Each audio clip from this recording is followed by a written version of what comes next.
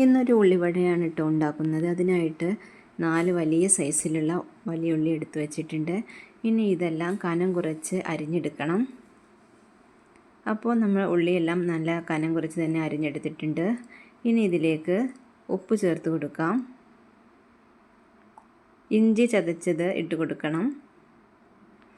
ഇനി ഇതിലേക്ക് കുറച്ച് കറിവേപ്പില ചേർക്കാം. അധികം തന്നെ കറിവേപ്പില ചേർക്കണം കേട്ടോ, അപ്പോഴാണ് നല്ല ടേസ്റ്റ് ഉണ്ടാവുക. ഇനി ഇതിലേക്ക് കുറച്ച് പഞ്ചസാര കൂടി ചേർത്ത് നന്നായിട്ട് മിക്സ് ചെയ്തെടുക്കണം. നന്നായിട്ട് മിക്സ് ചെയ്ത് ഉള്ളിയിൽ നിന്ന് വെള്ളം ഇറങ്ങുന്നത് വരെ നമ്മൾ നന്നായിട്ട് മിക്സ് ചെയ്തെടുക്കണം.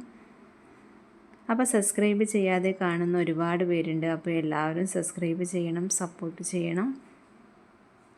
ഇനി ഇതിലേക്ക് പൊടി ചേർത്ത് കൊടുക്കാം. മൈദപ്പൊടിയാണ് കേട്ടോ ഞാൻ ചേർത്ത് കൊടുക്കുന്നത്. കൂടുതൽ ചേർക്കരുത്, കുറച്ചൊരു 1.5 കയ്യിലാണ് ഞാൻ ചേർത്തിട്ടുള്ളത്.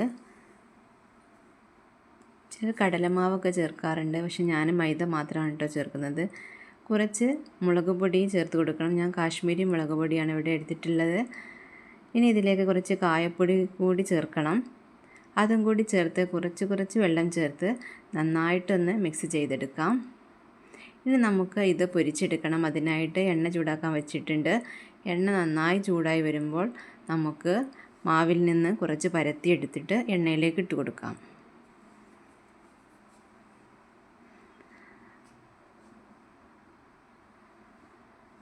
അപ്പോൾ ഒരു ഭാഗം വെന്ത് വരുമ്പോൾ മറിച്ചിട്ട് കൊടുക്കാം. ഇത് നല്ല ടേസ്റ്റായിട്ടുള്ളൊരു ഉള്ളിവടയാണ് കേട്ടോ. സ്കൂളിൽ വരുന്ന കുട്ടികൾക്കൊക്കെ ഉണ്ടാക്കി കൊടുത്താൽ വളരെ ഇഷ്ടമാവും.